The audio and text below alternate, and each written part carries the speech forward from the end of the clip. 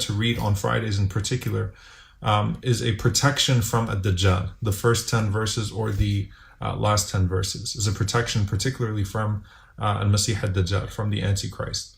And it's particularly a surah that we can go to, a chapter that we can go to when we're trying to find clarity in the midst of confusion.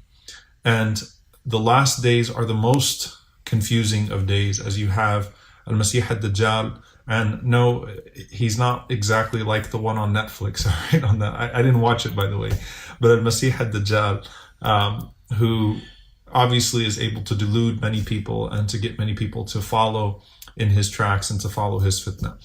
And the connection is made through many different ways. One of them is that these men ultimately retreated. These young people, إِنَّهُمْ فِتْيَةٌ آمَنُوا بِرَبِّهِمْ وَزِدْنَاهُمْ هُدًى. The only thing we know about them is that they're young people. These young people retreated to that cave to escape the chaos on the outside. And before the Day of Judgment, as we get to those major signs, particularly when al-Masih ad-Dajjal comes out, the instruction from the Prophet ﷺ is to hide. And I know the word quarantine is going to be used over and over and over again, but this is a form of that, right? To get away from him. Wherever he is, right? So to not go and challenge him, but instead to flee with your religion, even if you have to go to the mountains away from everybody else and away from everything else, because the most precious commodity that you have is your religion, right? Is your faith. And so if you have to get away from that, then get away from that.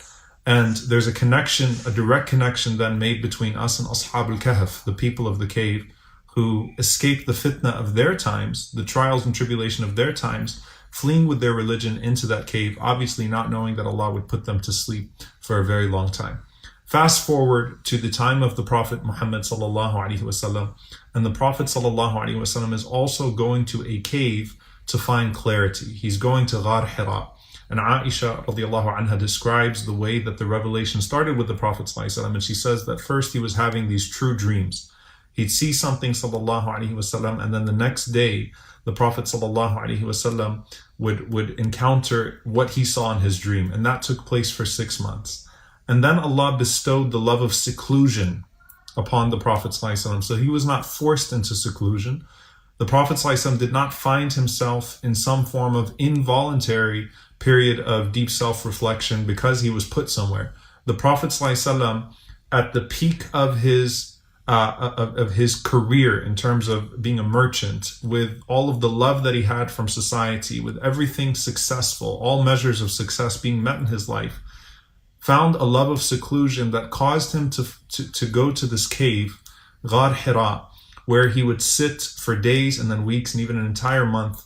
And the key here is that Aisha radiallahu anha says that he would find no desire to leave that cave. So he would find great clarity.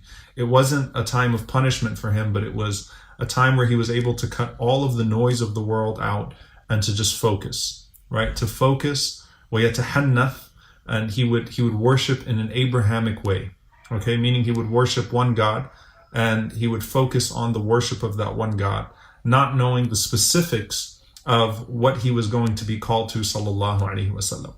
So you have the example which we read about today of the people of the cave, and we're called to read every single week, and then particularly to protect ourselves from the great times of fitna, the tribulation of ad-Dajjal.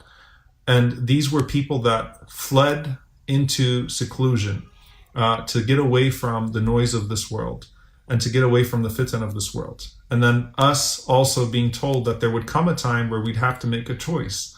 And, if that time came, may Allah protect us all and protect us from all of the fitan, the tribulations, that you choose your religion, you go into seclusion. If you have to go to the mountains and tend to sheep, and all you have is your faith, then that's worth it. And then you find the Prophet ﷺ, what preceded him, his mission, his bi'tha, his being sent forth as a messenger and a prophet, was that love of seclusion, was that taking to that cave and finding great clarity in those moments. What does this mean for us? Right now, we're being forced into quarantine, we're being forced into some form of seclusion, some period of seclusion. And obviously we have tools at our disposal now that allow us to not really be fully secluded, right? We could turn on a camera, we could get on social media, we could text, we could remain connected with the world, even though it would be in a digital sense, but we could remain connected in some ways.